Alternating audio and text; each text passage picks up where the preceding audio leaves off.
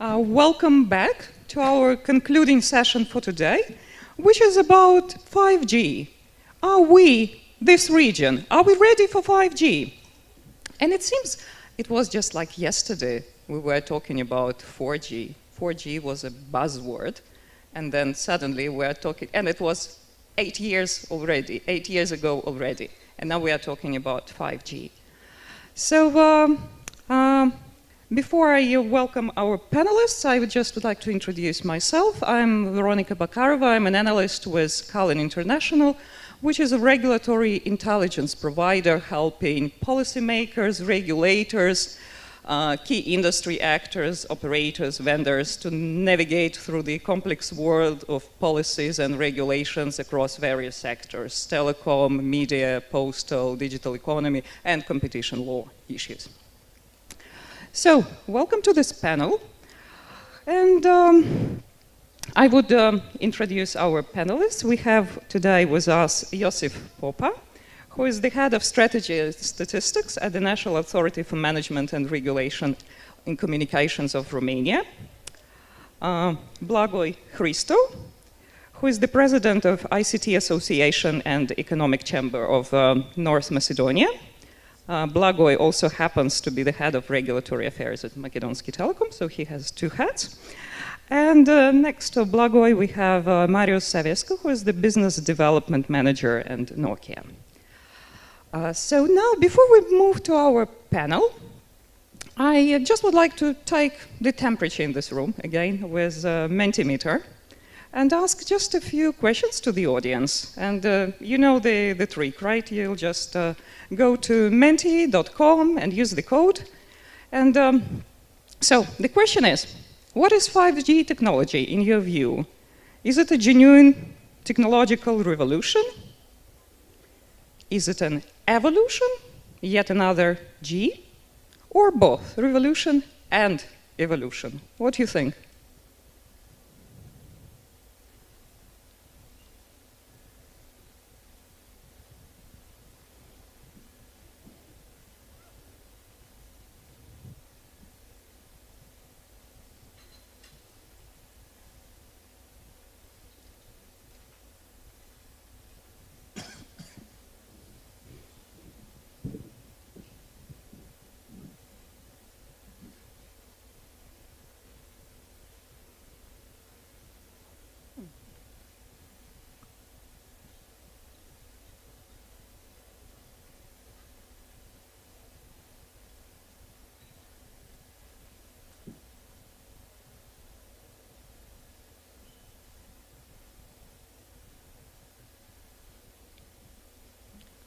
Right. So, 52% of this audience, we are getting more answers. Yes, more. Oh. Yes, but very few people actually believe that it is a genuine revolution.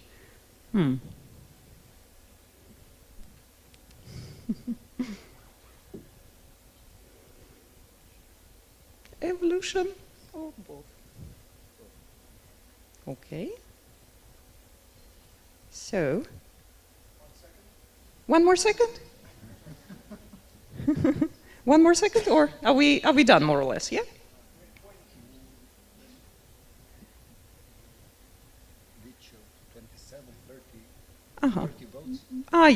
Yeah. So we are much more than just 25 people in this room.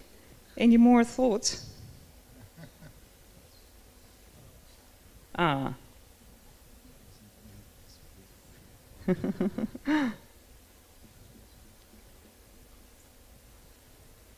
Any more votes? It doesn't change much. Now we see that even less people actually think it's a genuine revolution.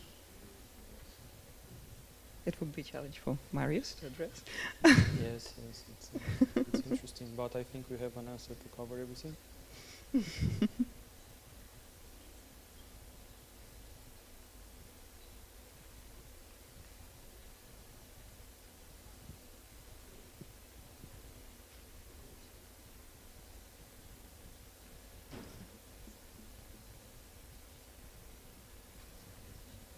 I guess this is it. Yeah.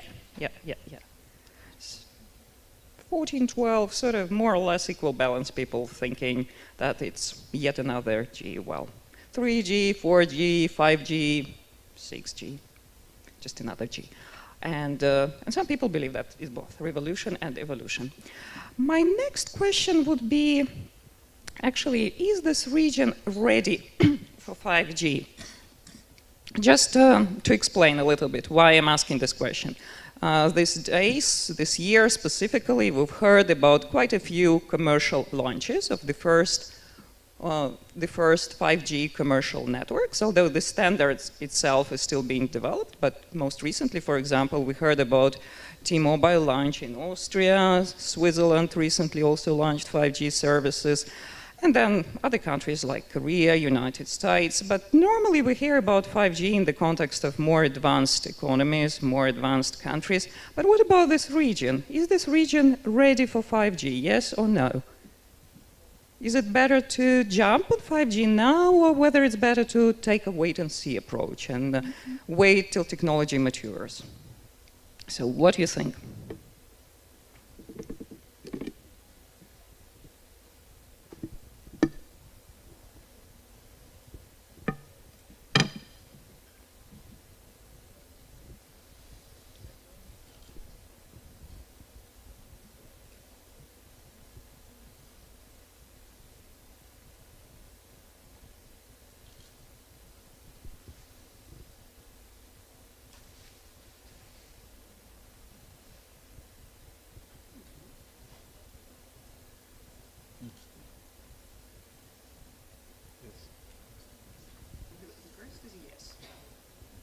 Just to say, the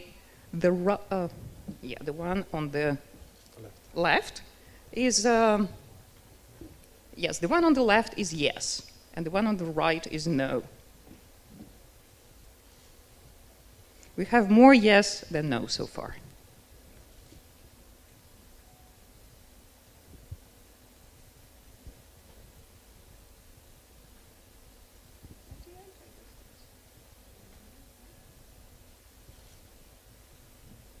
More or less, yeah. Well, thank you so much for sharing your views. These are also the questions I'm planning to address to our panelists in a moment. And just to open up, just to kick off our discussion, I'd ask our panelists, and I would like to start with Marius, as representing the vendor here. What's 5G in your view? If I address you the same question, is it a genuine technological revolution, or is it like more of an evolution? Think also for the industry, for telecom industry, but also in a wider macroeconomical context. What do you think? Yes, I think we should take a look at this from different angles. So if you are starting a little bit, logically, 5G is a 5th generation of mobile networks, first of all. So if you are comparing it to 5G, we are having on the, let's say, all our mobiles today in this room. There are, let's say, 3 key different things which are defining the 5G from a, let's say, initial user's perspective.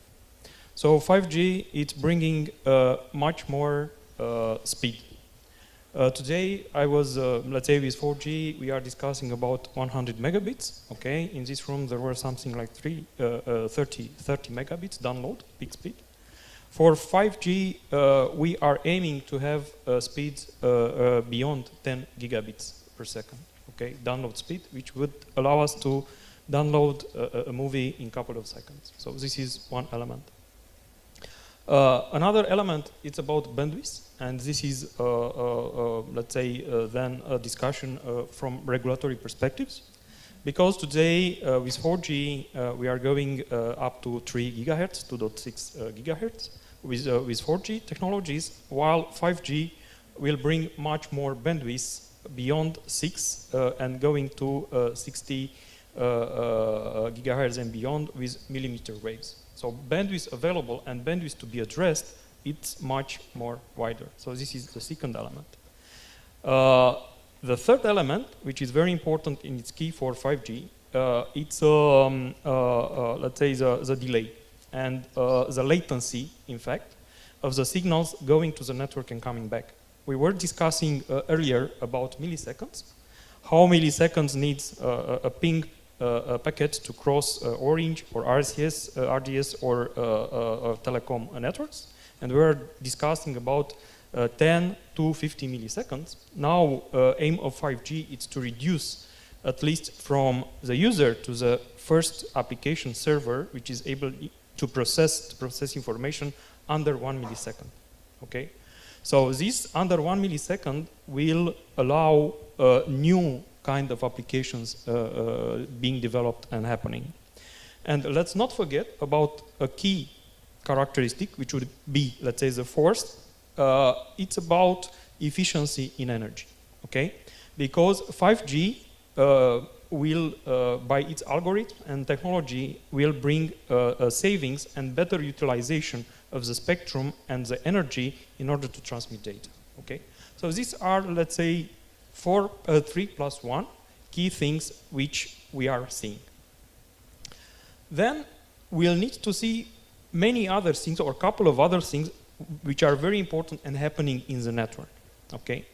The network behind the access, it's changing, first of all, from an architecture perspective. The network, it's changing into a distributed manner, on one hand. Then it's changing from software running on the network elements to virtualization. So many things will happen on IT servers, okay, not anymore in the BSCs, into the BTSs of the network. So everything, or many things, are going towards IT. And this is a very important thing, which is allowing to go to automatization and programmability of the network, okay? An open network means open interfaces, but being able to implement all this infrastructure in the core of the network based on open standards, okay? Instead of using proprietary software going towards Linuxes and OpenStack softwares, okay? So all these kind of things, or all these things which are behind the access part, which are happening in the network, are having, let's say, the purpose to transform the paradigm of the network. Because till now, we were perceiving 5G, and in fact 4G, it's a network which delivers a couple of services, mainly mobile broadband, to a certain number of users, while the 5G network will have to implement a diversity of services, meaning thousands of services, not going only to millions of users, but to millions of IoT kind of Internet of Things devices. You're referring to slicing? Or? Network slicing, it's one of the features of 5G network, which is allowing, through these programmability capabilities of the 5G network, to set up, let's say, a dedicated part of the network, starting from the access to the core, which is having a certain dedicated, let's say, purpose, okay? We want to roll out an IoT for gathering smart metering information from whatever electricity company. We can go like we are going to Azure, filling a form on the web page of the provider, and then everything is automatically happening behind, or should automatically happen behind, in a couple of minutes, reducing from days of provisioning to minutes. Now, this is close to revolution. I mean, from an operator perspective, which till today was used to do operations of the networks with upgrades 1 or 2 times a year, and let's say operating and provisioning the network in a certain way. Now they will have, or they have to face these IT kind of things with DevOps, with upgrades maybe happening each and every day. Okay, like our Androids or iPhones are getting updated. So I believe for them, this might be also close to a revolution. But I think at the end of the day, what's happening is that all this network, it's meant to run services, to run applications, to run new things. So if we are able to develop these new things, and this maybe would be the aim of everybody and us in Southeast, as soon as we are able to grow these new things, then for us it will become a revolution. Thank you. Welcome. Blagoj, would you share this view? What Yes, you think? I would like to continue from the perspective of the operators, actually from the perspective of the business, as my colleague from the vendor side start the whole discussion. I think that at the beginning, at the moment, we are now facing something that is for me genuine evolution, switching from one technological generation to the next one, to the 5G, with all the characteristics already described by Marius. But I think that this technology, 5G as such, will become a revolution if there is a real use scenario, real commercialization of the technology as such. At the moment, we are still, let's say, discussing and considering theoretically most of the features and most of the possible services that will arise through this technology. So what I'm expecting in near future, with not with the testing, but with real commercial start of the usage of 5G technologies, then the terminal equipment producers and all the others and the software companies should run into the competition to provide, as Marius mentioned, a lot of new services that will prove that 5G will become a revolution as such. From the operator's perspective, this is something that is, let's say, change of the mindset, because we are moving from something that was put into several layers. We are merging together cloud technology as such, we are merging fiber technology as such, we are merging access 5G technology as such, and we are trying to provide something that is integrated, that could dedicate it for each user, for each service, something that is easy to provide from the operator's perspective. For me, this is it's not matter about whether we are ready. 5G will come for the region. Maybe the question will be when and how and in what extent the operators would and will invest into the modernization of the network.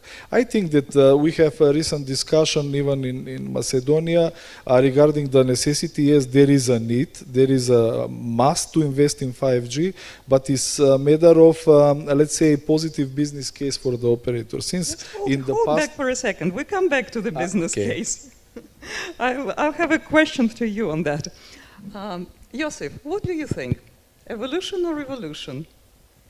I hear that there is a lot of revolutionary elements there. So, thank you. I have the privilege of speaking last. So after I've seen the vote of the people in the room, after I've seen the perspective from manufacturer, from the operator, I would have to answer as a regulator. But we have, as regulators, enjoy putting the consumer first, or putting in the center, consumer-centric.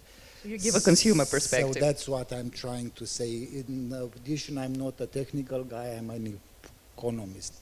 So when I think about 5G, it's, of course, it's the networks. Of course, it's a huge investment in the networks. Looking at the standards for 5G and comparing them with 3G or with 4G, the jump in the standards between 4G and 5G, it's quite impressive as compared with the jump in the technical standards between 3G and 4G. Also, it seems to me that it's going to be complemented by other technologies, by softwareization, by virtualization, by massive MIMO, by a lot of other buzzwords and complicated mumbo-jumbo stuff happening in the networks. But it's also, it's not only about the networks, it's also about the ecosystems. It's looking at what seems to happen in the future with hundreds of thousands of connected devices per square kilometer. The standards allow 1 million.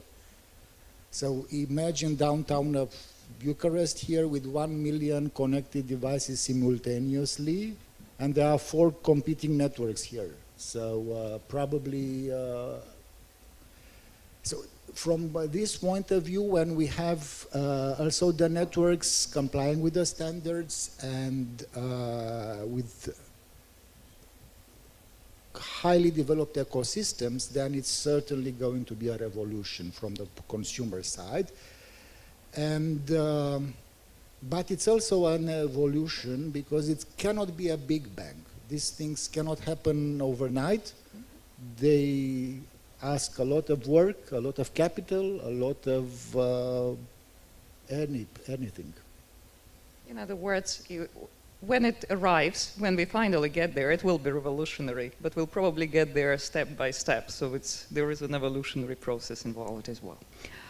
Speaking at the policy level, if you think of the EU policies, the recent EU policies, which were launched back in 2016 as part of an intention of the European Commission, of the European Union, to make sure that Europe is not lagging behind the rest of the advanced economies and regions. So back in 2016, European Commission launched its 5G action plan, which actually sets rather ambitious objectives, rather ambitious targets. So by 2025, in fact, all urban areas, as well all major roads, railroads in the European Union, they should have uninterrupted 5G coverage.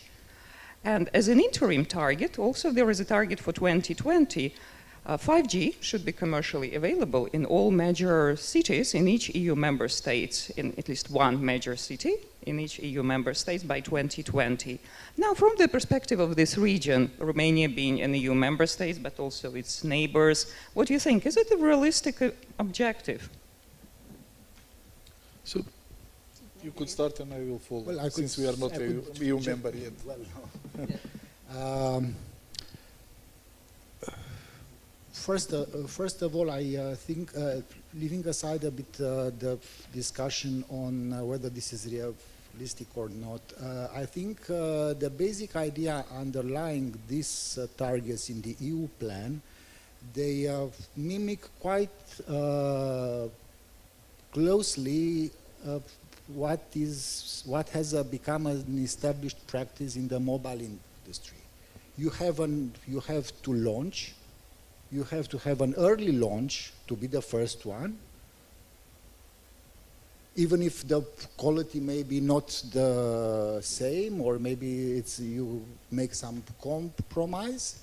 And second, you have to have a minimum scale to get efficient. So that's why I guess the policymakers at EU levels, they thought of those two things. On the one hand, to have the launch as early as possible, maybe with a bit of a compromise in terms of quality or compliance with the standards. And secondly, to get an efficient scale, to have the large cities or all the cities covered, or functional urban areas as they call them. Now going to 2020 or 2025, I guess it's doable. It's not easy, but we in this country expected or strive to have an early launch of 5G in 3 cities by 2020 outside the capital.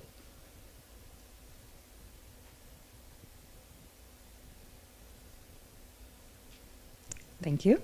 Blagoj, Okay, I will share this as info from the latest National Broadband Operative Plan enacted by the government in Macedonia. And we have a lot of discussion regarding the timing, when is the proper timing, also following the latest 5G European plan. And in the broadband, National Operative Broadband Plan, we consider that 2023 is the first year that we should cover at least one city with a major city with 5G signal. Then 2025 to cover the main corridors as is prescribed. Then 2027 to cover all the cities, relevant cities with 5G in uninterrupted 5G signal. And then with to finish with 2025, hopefully, with covering all the inhabitants with 5G connection. At least with speed 100 megabits per second, upgradable up to 1 gig, and then at least to have possibility for affordable prices. And also we consider that we should include public institution with the minimum speed of 1 giga per second, which we consider that is feasible for 2029. So these are the, let's say, the plans, the timing for all the actions. This is prescribed in the broadband plan, which was enacted lately. But this is also dynamic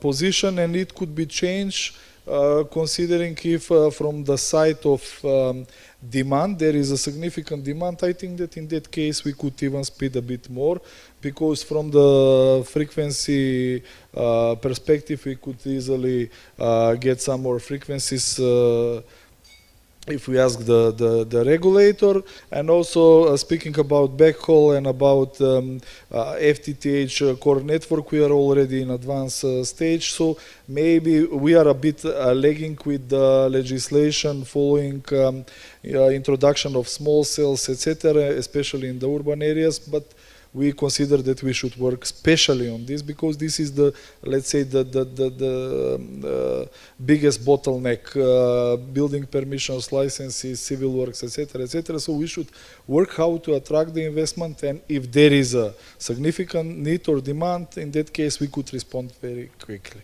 Thank you, Blagoj, for raising this issue. Just perhaps I'll explain a little bit what Blagoj was referring to, speaking about small cell deployment. One of the issues, not just in North Macedonia, in pretty much every country in this region, there is an issue about planning and construction permits issued by local authorities. So the European Commission, as part of initiative to speed up 5G deployment, also put provisions in the new electronic communications code adopted last December, which is meant to simplify procedures for small cell deployment. Basically meaning that as long as vendors, the operators deploying network complying with common standards, with common rules set by European Commission, no further planning permits or any regulatory burdens from the local authorities' point of view would be justified. So very simple authorization procedure, pretty much so. So thank you.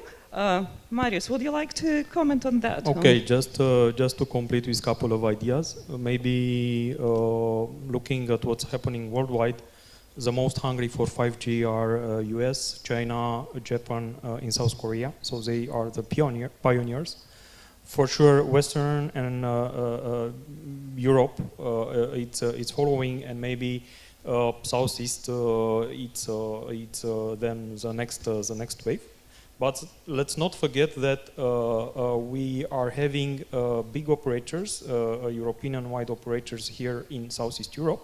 We are having the Deutsche Telecoms, we are having the Vodafones, we are having the Orange, we are having the Telenors, which are already starting projects, and the technology and the knowledge about the technology will be at hand immediately. Regulations will be done here locally, so they can roll out immediately.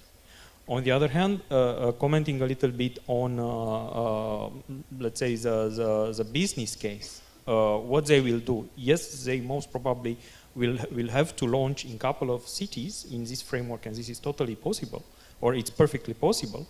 But when making a business case to put 5G around or along the railway, it's a matter of heavy investment. And then maybe while we are thinking that in Southeast Europe, investments are done from different angles, I mean investing in infrastructure and these kind of things, governments and regulatory bodies might think helping helping the operators to synergize all these investments, so to make really these kind of things possible, okay? If, I don't know, when modernizing a railway corridor, we are allowing the other operators taking some fiber and putting their access network over there, it will be much easy for them to do this. And let's not forget about 5G characteristics you mentioned about network slicing. So you don't need to put one set of access network from one the operator, from operator 2, from operator 3, and maybe for railways, you just need a single layer of equipment which you can slice and let all of them benefit of this infrastructure. So maybe these kind of things will help accelerating and making this possible for 25 framework. Thank you, thank you.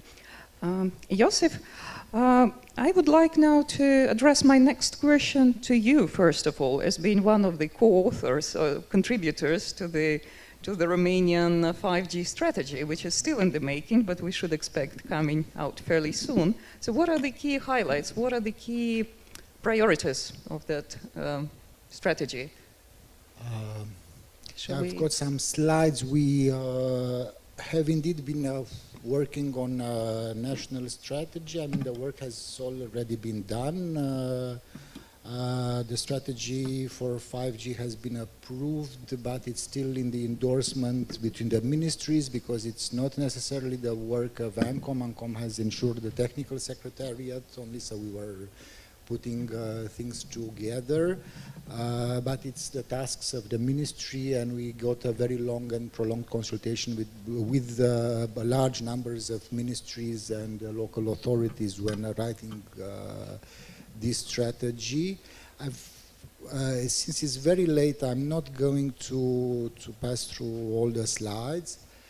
I'm not going to bore you with too many details. The document is already on the website, and as our Vice President and the Ministry said this morning, it's due to be adopted by the government probably within a month. When planning for 5G, we looked at several pillars, and of course, the first would be what is 5G as compared to what we currently have. What would be the impact on the market in terms of costs, in terms of benefits, in terms of use cases? There's been a lot of studies on this, more or less accurate, more or less new. We did a thorough analysis of the current situation in our country. What are the strengths, what are the weaknesses? Look here, there is a very good diagnosis, the DESI, the Digital Economy and Society Index. I wouldn't spend much time, but in the dynamics of it, it's very interesting that we outperform, this country outperforms in terms of connectivity, and is very close to EU average in 2018. But on the other dimensions, in public digital services, in integration of digital technologies, in the use of internet for various purposes, in the human capital, we underperformed. And this is also illustrative, I might say, for what is the need in this country for 5G. We have the networks, but we don't use them.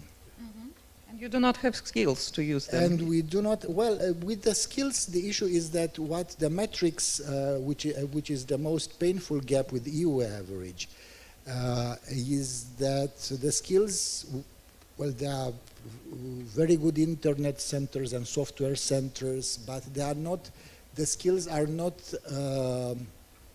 you cannot find them in all the social, in the rural, for older people, for example. So many of them do not have the basic skills. They have never entered the internet. So, and also, And also what is striking is that the smallest progress in the 2014-2018 in our country has been on the integration of digital technologies by the private companies. It's not by the state. And this is also illustrated into our work on the strategy that we have very short value chains. The value added on the products and services we make here is little, and we could use the 5G and the industrialization of the internet to lengthen those value chains, to add up more value, to put sensors and so that graph actually was at the core of the strategic planning for 5G. And you see that there are a few figures on the strategy. The vision is to make connectivity work to increase the competitiveness of the products and services. This is precisely because of the short value chains, and we are kind of prisoners of a middle income group. Another figure, I said it already, 3 flagship cities planned for early commercial launch in 2020. I think I can name the cities. It is Cluj, Timișoara, and Iași. These are the 3 cities which are named in this strategy, draft strategy. A small parenthesis here, looking back in when it was with the 4G, we did the auction in the summer of 2012, the spectrum auction which allowed 4G. And within 4 months, operators launched 4G. So now ANCOM plans to do the spectrum auction towards the end of the year, as our Vice President said this morning. This is doable to launch the first 5G services. I don't know, but maybe by mid-2020. 4 strategic objectives in this strategy. They are pretty standard. We have inspired from the EU action plan because we are also part of the internal market, and we have to make our contribution to it.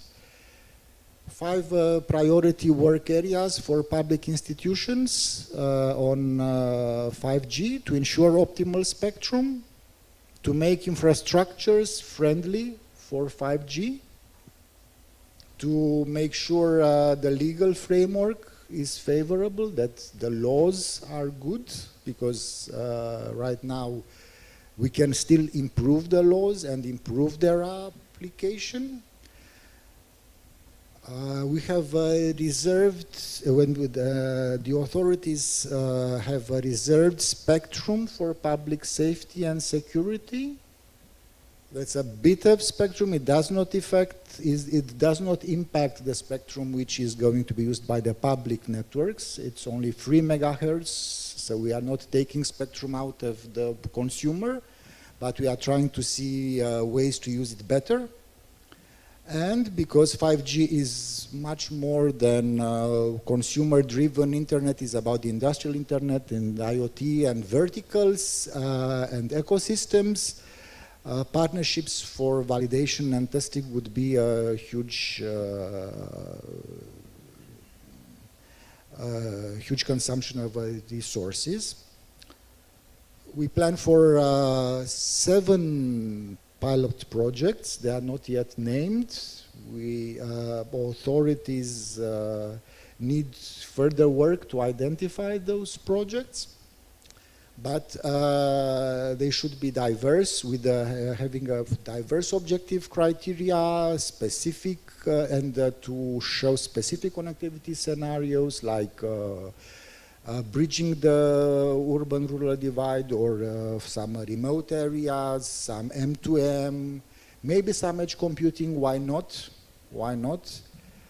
And of course some transnational pilot projects. And we have a pretty detailed and clear route map with responsible deadline and action. And we really sincerely hope we can, or authorities can stick to it. Yeah, that's, I don't want to speak it too much. It's on the website. Reserve some more for the discussion. Perhaps moving to our next question, unless you want to comment on what Iosif just presented. My next question would be actually somewhat related to the use cases, to 5G use cases and 5G business case, of course. Many of the 5G use cases, we've seen them coming from a more developed, more advanced part of the world, like connected cars or networked robots, something that, or say remote surgery, something that anticipates, well, certain level of development and maybe a certain level of economic development. But what about this region? Can you think of some 5G use cases that have been developed thinking about the needs of the region, such as Southeast Europe? Okay, some opinion, of course. If you are looking to the programs in 5G PPP, okay, launched between and funded with about 200 million euros between 18 to 22. First, let's say, set of services are related to automotive, to self-driven vehicles and these kind of things. Of course, there is a big demand from the manufacturers in automotive area and so on. So you might think that theoretically, for the moment, we won't have so many cars and such infrastructure and need here in Southeastern Europe. But as I said earlier, I think, and I'm glad that Mr. Popa was also mentioning bridging the gap from the urban and rural. Okay, because these plans are mainly focused on urban areas. I think there are common things in Southeast, like across Southeast countries, like infrastructure development, railways, roads. Also, we are seeing a lot of agriculture here. So, for example, if we would look into the roadmap of this, and also broadband, covering the broadband white areas and this kind of infrastructural investments which are currently planned and ongoing. So we'll need to make a synchronization to look into all these use cases, okay? And for example, find out that IoT for agriculture, for smart agriculture, it's mapping on what's currently happening in our countries. Or also fixed wireless broadband, fixed wireless access, it's mapping to the need of and to the investment currently done in these countries. So I think we should need a carefully look between these ongoing infrastructure investments and the use cases, like the ones I mentioned, and try to map them and find, let's say, more sound and realistic use cases in this region. Thank you. Blagoj, what do you think? We also consider, and when we discuss this working group for 5G in the National Operative Broadband Plan, we have a wide discussion regarding the possible applicable scenarios and services that will come from the early 5G introduction, and I will just point several of them. First, as you mentioned, fixed mobile substitution, then fixed wireless access. Then we consider also this narrowband IoT as a possible solution whenever there is a problem for deep indoor coverage, etc. Also the vehicle, automotive vehicle-to-vehicle communication, etc. Because this is already part of the plan to cover the main corridor, so we should stick to the plan and to follow the already set goals from the 5G broadband plan. But one is for sure that we as operators, together with the vendors and with the policymakers, we should consider all the relevant stakeholders, and we should go this hand in hand with the digital transformation of the society. because we need a strong supporter from the business community, from the connected industries.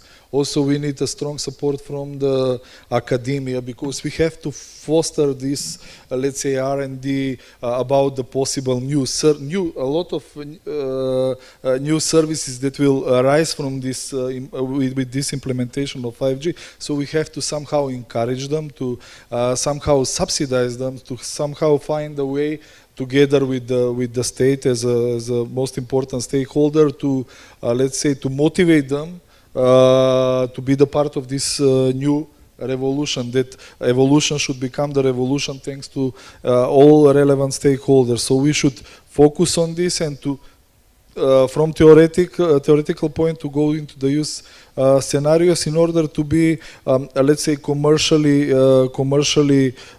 fitting with our plans, in order to have return on investment, and in order to be more courageous when investing into the 5G. So this is going hand in hand, I suppose. So. Thank you. Iosif, your thoughts? When looking at the EU action plan, indeed with the corridors, with the pan-European transport corridors, it seems to be a push towards the CAM, the connected and the automated initiatives mobility. like CAM for Yes. specific corridors like Slovenia, Hungary, Austria, Bulgaria, Greece, Serbia, several of them, with immediate relevance to this region, I'd say, yeah? I guess they are relevant, and their presence in the planning of, in the EU planning is also driven by the fact that the business case is more complex, and you need also the infrastructure. You need to think of how do you upgrade the motorways, or how do you upgrade the railways, and the business case can be difficult in the early years. So that's why there is probably a need for a more public intervention in this area. So this explains their presence there.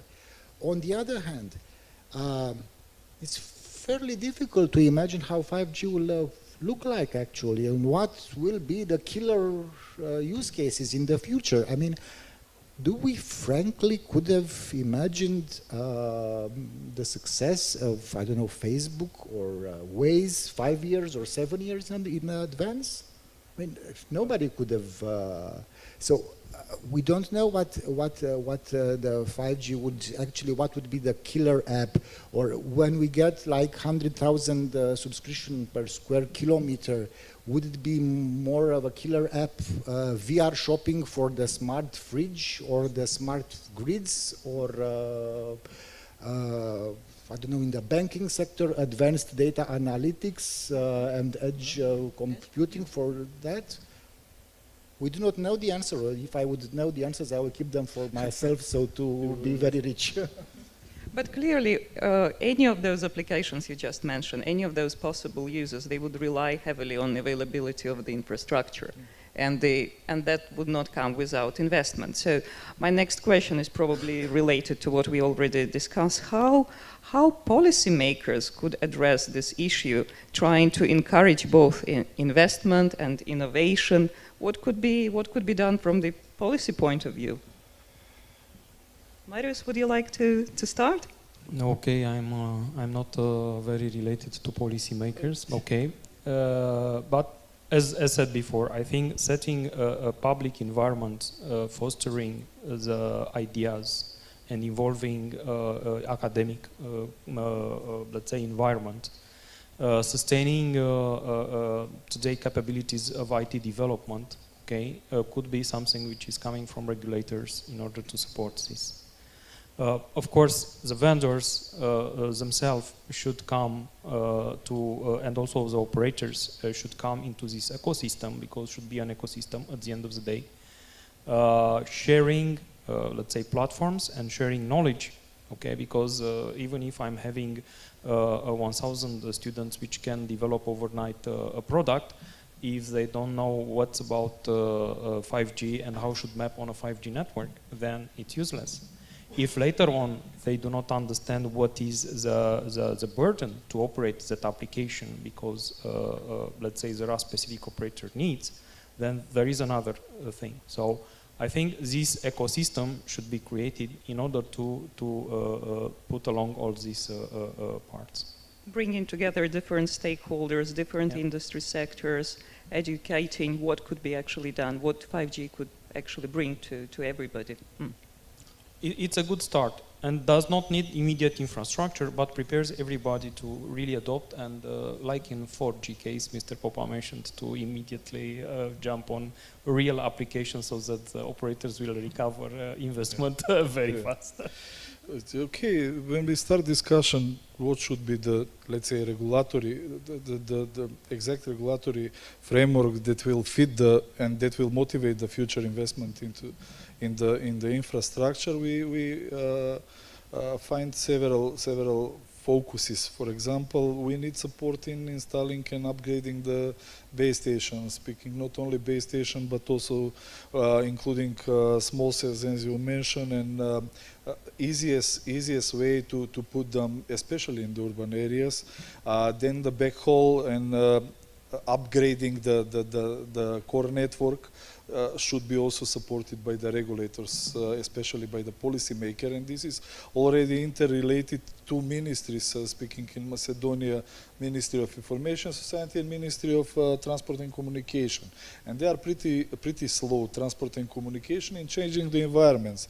And on the other side, in order to spend more capex, the operators, especially the big telco groups, they need some support. They need some support and some easy way how to get the required licenses and to put the network underground. This is one set, and from also regarding the radio frequency, I think that we are already in the good discussion with the regulator and through the regulator with the policymaker to prepare a new model of building bigger blocks for frequency spectrum, giving the possibility for testing frequencies. We have very successful testing of the 5G a few months ago, and also in parallel, thanks to the code, but we already have this in our law on electronic communication.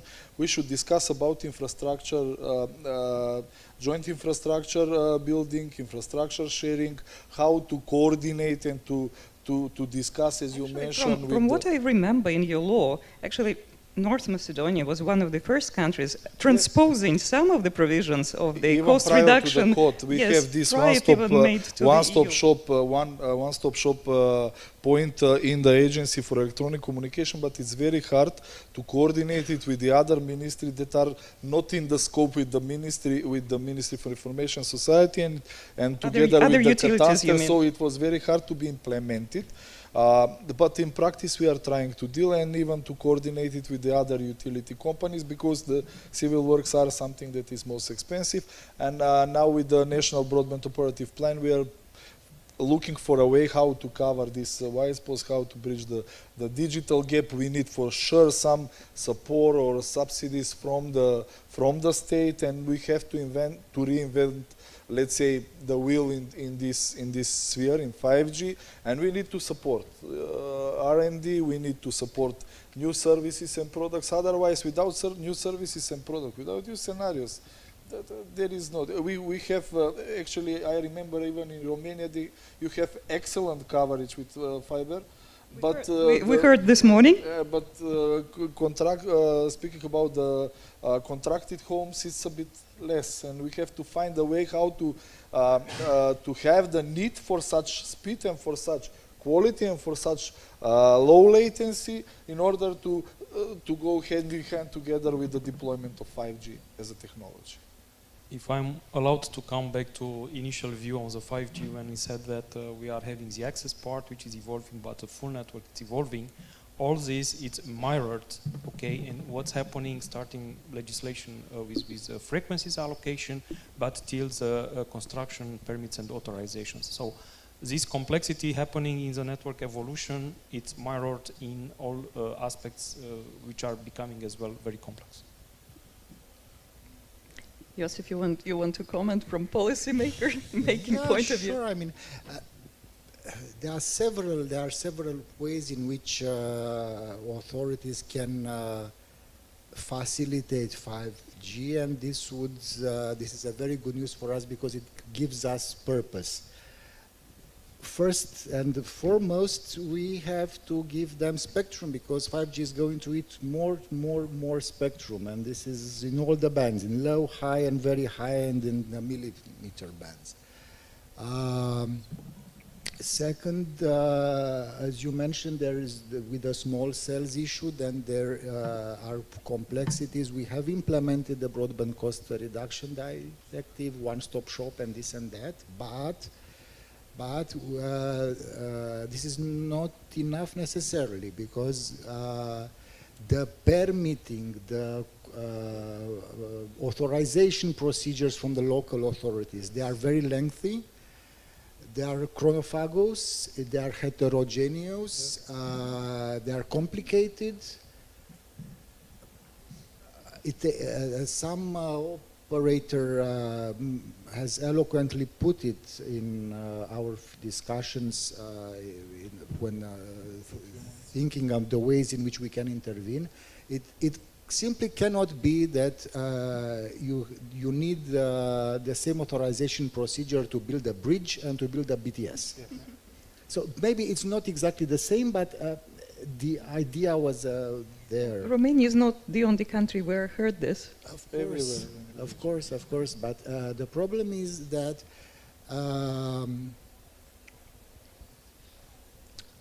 this is one of the main risks associated with the implementation of 5G and can significantly delay it. And we need to think of a framework in which the small cells can be installed easily and without any bureaucracy, but we also need to think of the framework in which the fiber optic goes to the small cell. It is not necessarily to have the small cell because you have to have the fiber optic there, and then you have to reach the small cell.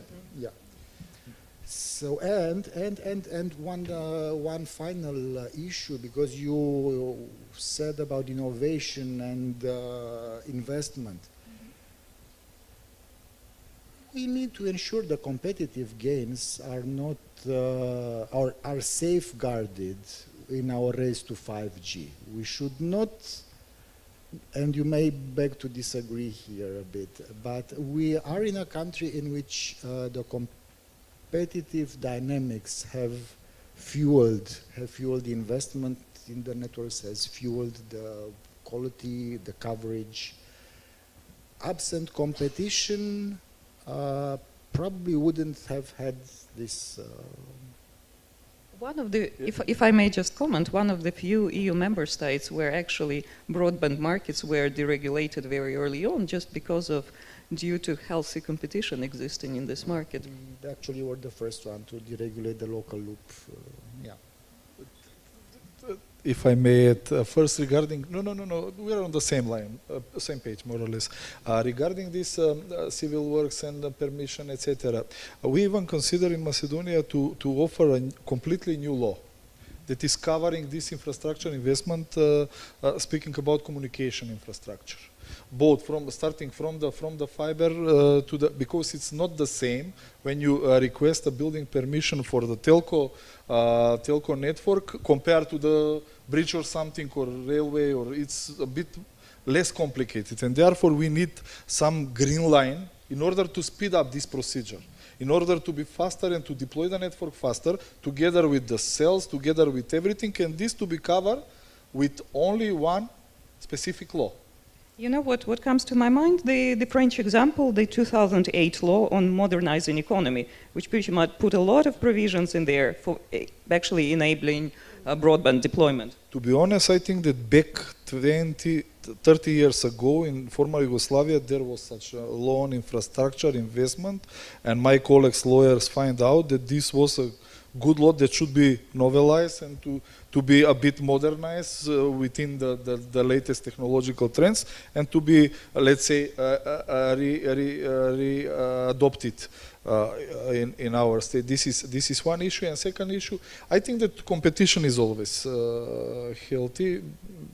Because of my background, I was working some years ago for the competition authority, but you know, I think that we didn't want to have waste of resources. So we have to be very careful, careful not to waste the resources, and therefore we should just maybe not ex ante impose any strict regulation, but to consider ex post with remedies, with certain observation from the competition authority in order to avoid such abuse of possible infrastructure dominant position, etc., and entry barriers, etc. There are possibilities, but I think that this is very costly investment in the 5G network, and I don't think that all the relevant operators will drive into this competition and to compete to deploy the network. Maybe this could be solved even on some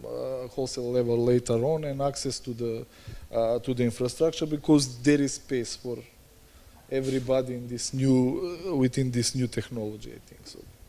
Thank you. Marius, you want to comment? No. You agree, generally yes, I was agree? just On the 5G, we can also be witness in the future of new ways in which networks are provided.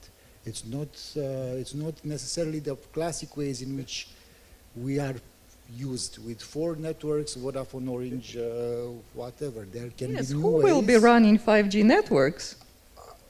Yeah, then there are totally different ecosystems can appear, and what policymakers should not do is skipping to the or sticking to the established ways and not allowing, for example, in the future, some degree of spectrum sharing when it comes to millimeter waves, or recognizing that technological progress can solve a number of issues which in the past could have been solved only through public intervention. You know, maybe thank you, Iosif. Maybe I want to go back to the issue of availability of spectrum for 5G, because many of the aspects that you just mentioned, for example, who would run the network, who would have access to spectrum, it very much goes back how spectrum award will be structured, who would have rights to participate, who could possibly could have a fair chance to acquire spectrum. And it's not always clear. And if you look at recent country cases, for example, well, I would mention perhaps the extreme Italian case where the big established players acquired spectrum and paid enormous amount of money for the 5G spectrum. And now we're actually facing the very concrete targets set by European Union by 2020. Member states should award spectrum in the prime 5G bands. So we are talking about 700, about 3.5 gigahertz, and later on also 26 gigahertz band. So I think it gives a lot of responsibility for regulators, for policymakers, when they define how the spectrum should be awarded. Another aspect is perhaps that the governments, when they award spectrum, they might not expect at the same time to get a lot of revenue for the state budget, and at the same time to expect operators to immediately invest a lot in the new infrastructure deployment. So maybe your views on that?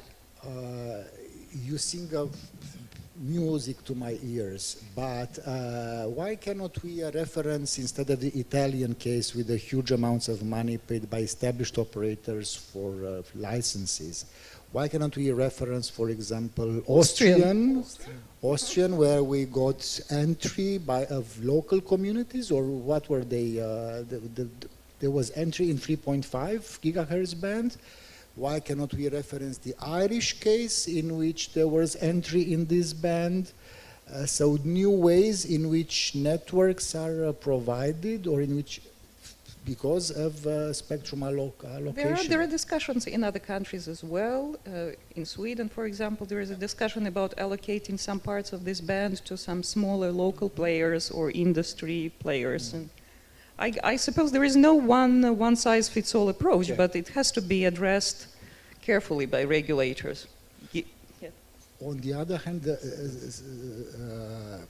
5G, coming back to the issue that 5G needs a lot of spectrum, contiguity in spectrum endowments is necessary. So if you fragment it too much, then you cannot have the same speed or the same quality, or it gets more expensive to provide the same service. So in our country, almost half of the 3.5 gigahertz band is already allocated. Until 2025, right? 2025, yes. It needs to be reshuffled in the context of 5G, but it can be used for the early start. It can be used for the early start. As we saw in Austria. Yeah.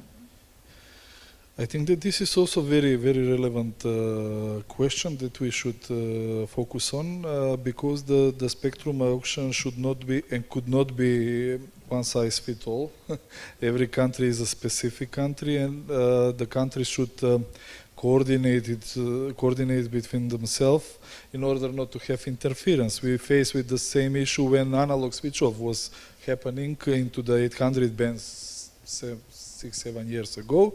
And we are still facing with the problems on cross-border issues with Albania, and our regulator is trying to clear this with Albanian regulator unsuccessfully, because they are in Albania, media regulator is in charge for some parts, some is within the scope. Some of it is still using by television service. No, and it's very strange. This is one issue. Second issue is that we are jumping from a technology to technology, investing a lot, tremendous amounts of money for the spectrum. Not for the one-time fee, but also for annual fee, which are significant burden for the operators when we are putting this into the relevant business case and considering return on investment even on a higher period. So we cannot just jump from one scenario that was already proven as good within the country to something that should be open for everybody, because every country has its own specific. As you mentioned, the government, because it's spending national resources, should not ask for too much money, because we want to speed up let's say, the entrance of the new technologies. And I think that already our regulator is doing this reshuffling and preparing the blocks for the forthcoming 5G auctions that will happen. And this is very relevant to have open dialogue with all the relevant stakeholders, including possible new entrants, prior to designing the auction model for the spectrum. And this is the key for success in each country. And I think also because we are small countries here in the region, I'm speaking about Western Balkan more or less, maybe we should somehow consider to have a better coordination, and maybe the groups, the telco groups could consolidate this within the region, because there is no economy of scales. If we are speaking, the Macedonia is like Bucharest, or for example, or Kosovo is, we are too small. And it's very hard to keep the pace with the Western countries, even with Romania, and therefore we might consider this regional approach, maybe regional coordination and auction. I'm just opening the possibility, because otherwise, if there are use scenarios for the whole Western Balkan, that we are speaking something like sub-economic market or union that will do this exercise better. Thank you, thank you. It's clear that actually the business case could look particularly challenging for countries in this region, for smaller countries in this region. But is there a scope for what you just mentioned, for a bit more closer regional cooperation? Could we possibly consider some types of use cases, some types of application that there could be cross-border cooperation. Well, we already mentioned about connected and automated mobility CAM initiatives in some countries, but is there more in audiovisual sector, for example? This region has such a common cultural heritage in a way, so is there a scope for developing more, going more into content and... I think that you're right.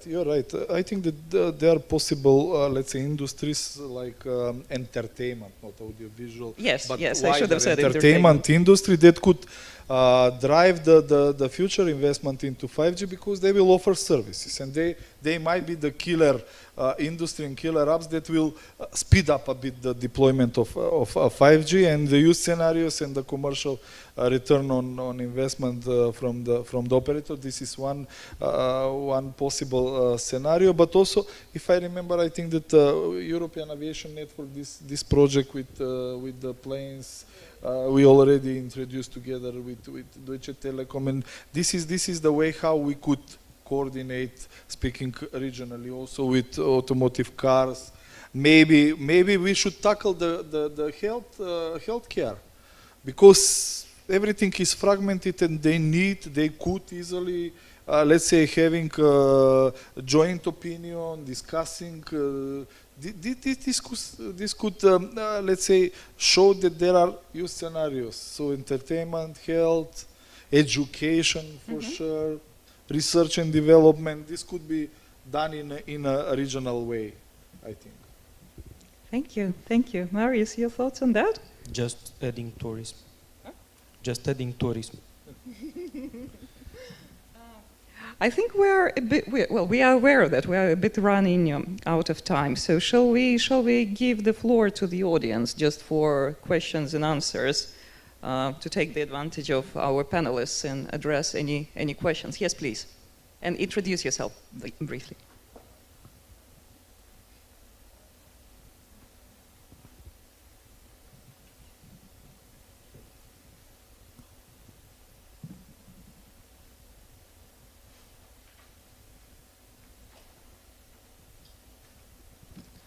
Hello, I'm Nick. Do you have any information about the complaints that have been made to the Chinese company Huawei about the construction of the 5G network in London?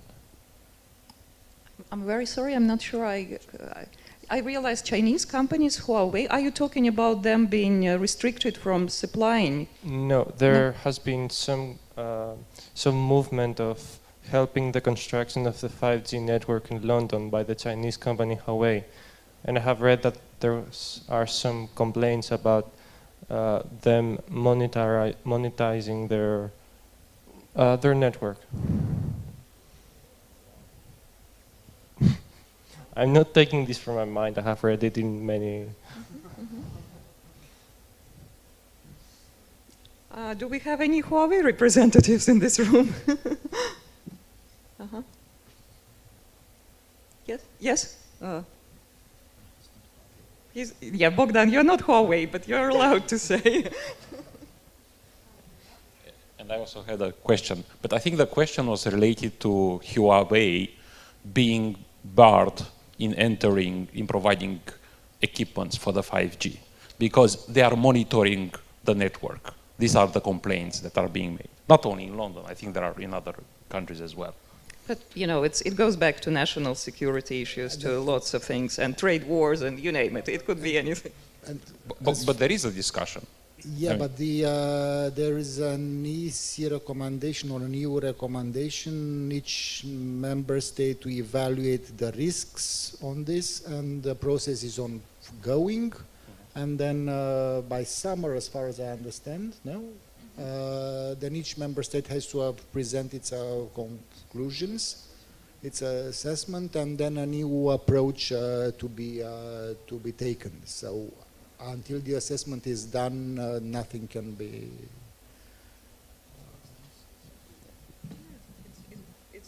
Yes, Bogdan. Yes, and I also had my own question.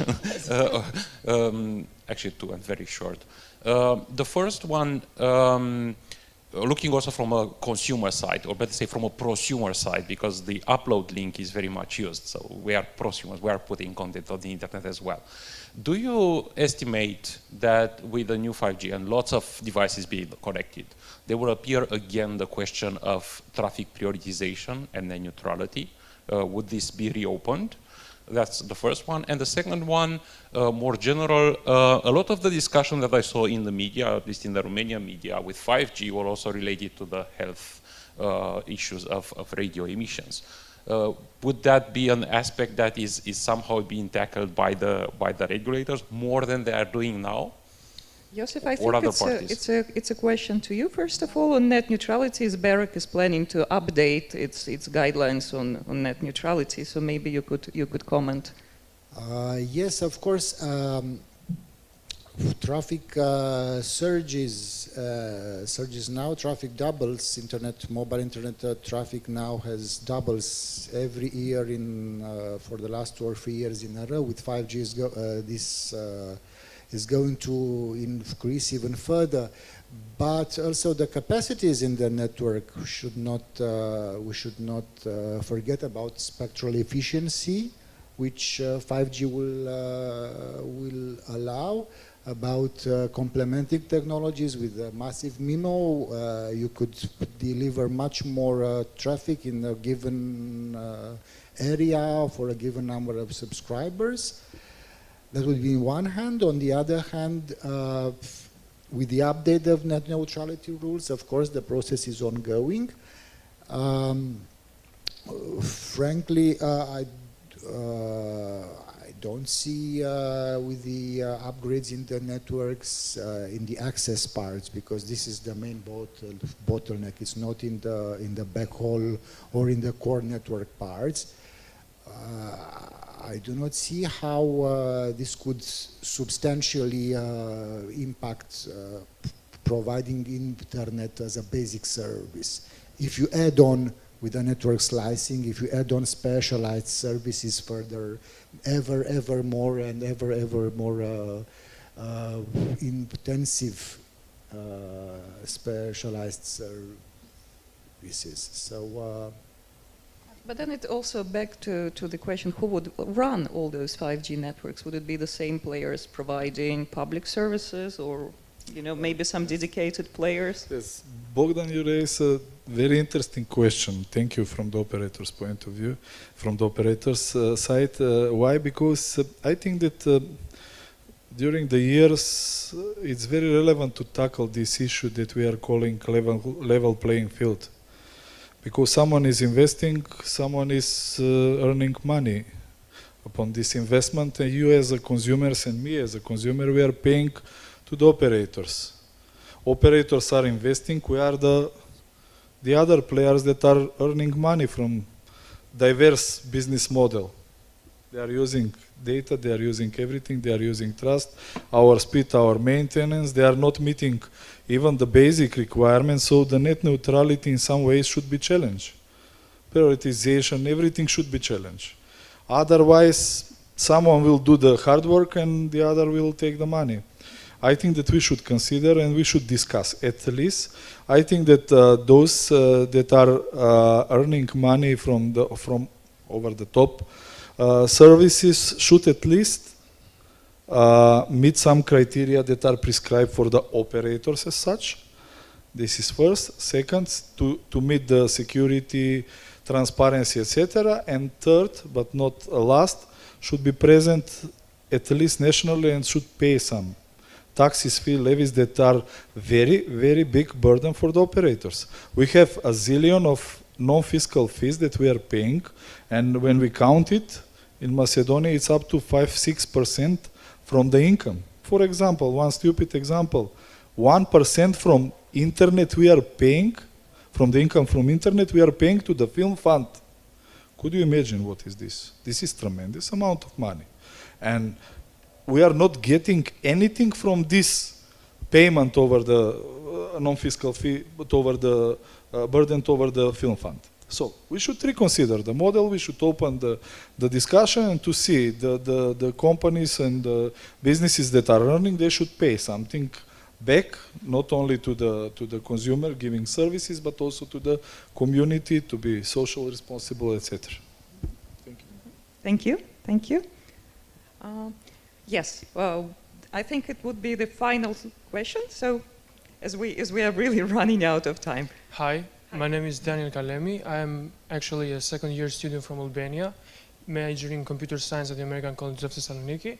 And as a tech enthusiast, actually, I'm very happy that we're talking about 5G, because I've been looking at this kind of issue for years. And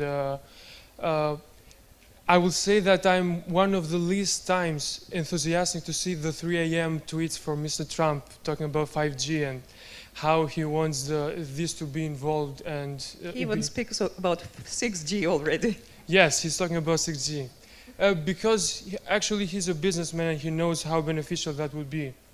So you cannot blame him.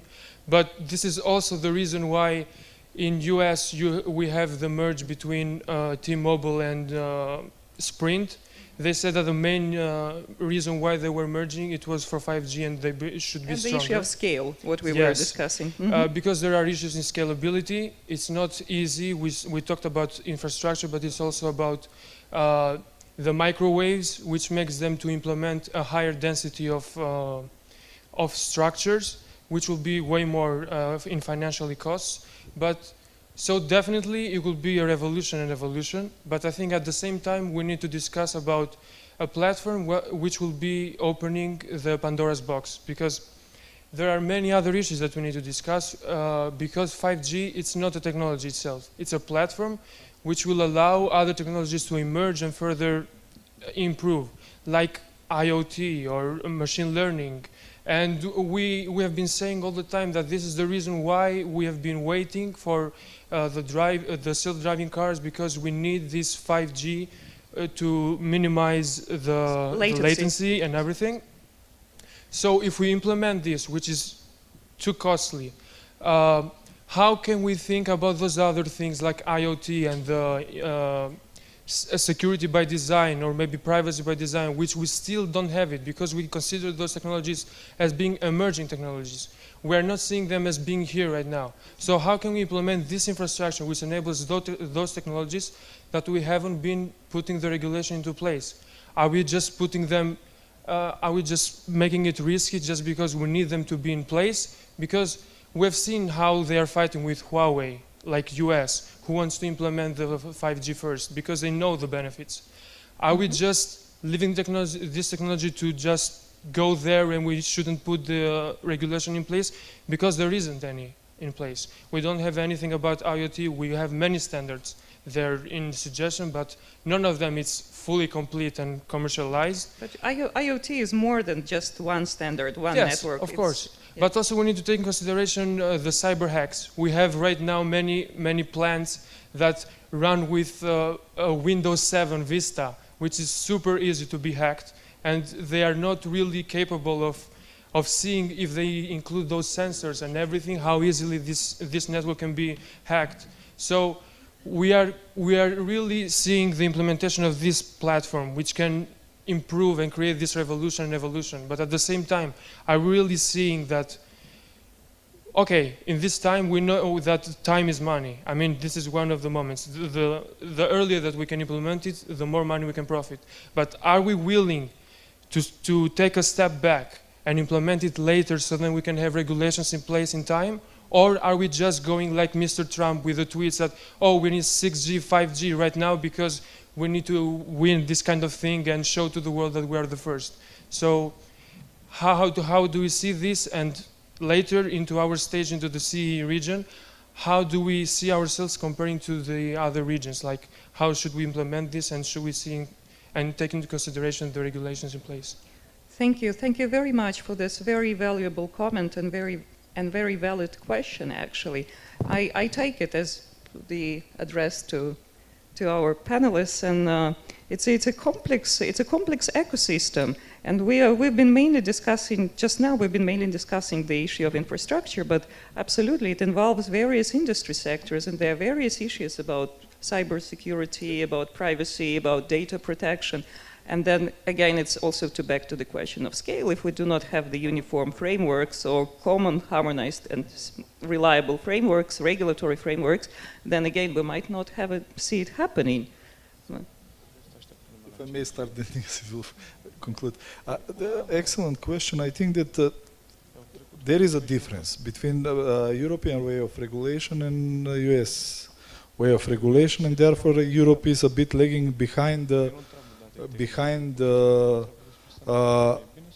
USA and behind the Far East, because we are sometimes over-regulating from the core perspective of regulation, not from technical perspective of regulation. But I think at the moment that Europe is very careful, especially with the introduction of 5G, to overcome some of the bottlenecks that you mentioned as a possible threat, especially in the way of cybersecurity, especially in the way of privacy. Even too much regulation is imposed. We already have some discussion regarding GDPR and reflection of the GDPR toward especially the small and medium businesses. But we could not manage the new evolution toward revolution without proper regulation, and I think that we are on good track.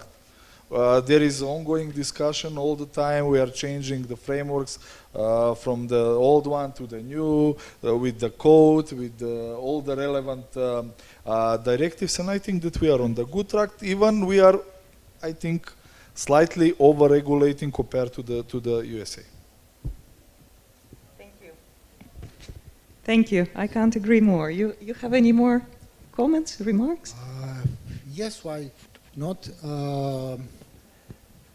It is not to disagree with what has been said. Is just a little bit of a more nuance.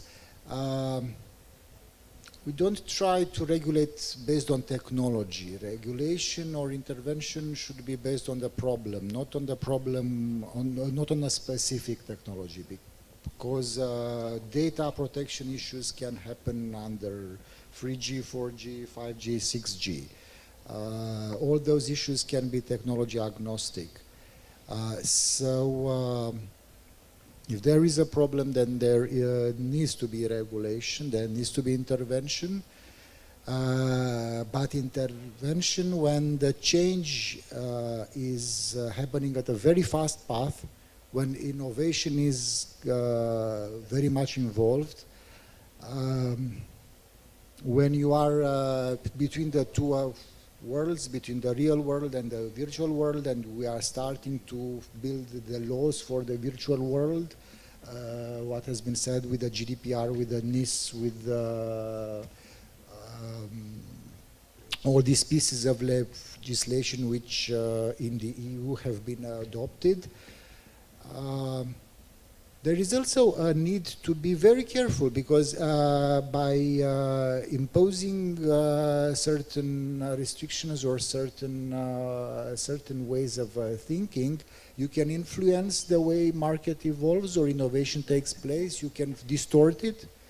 So it's like Montesquieu's trembling hand. When you deal with a law, you have to be very, very careful. You have to have a sort of a trembling hand, not to break the law, not to break some.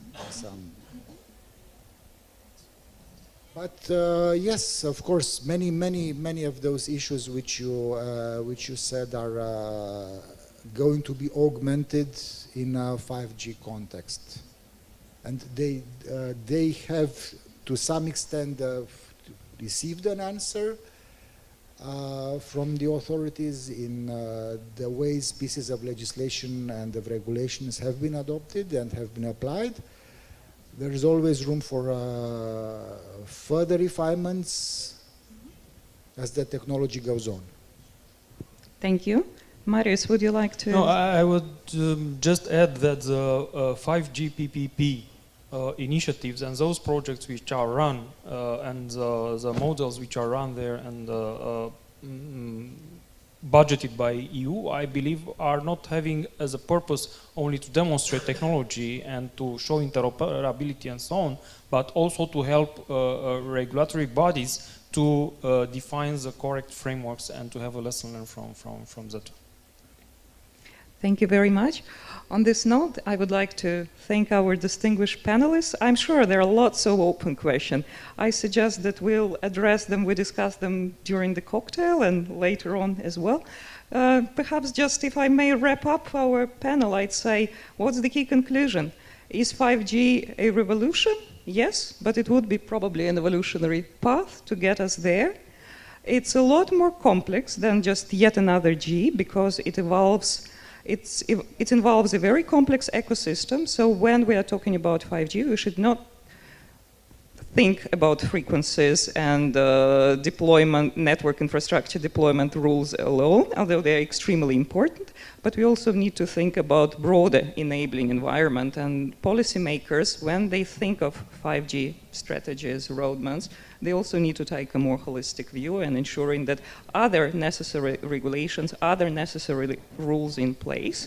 And of course, the scale matters. So that's a question for countries, for regions, for European Union, operators, big groups. But it's going to be an exciting world, I'm sure. Thank you so much. Thank you all so much. And with that, I will conclude this panel. Thank you.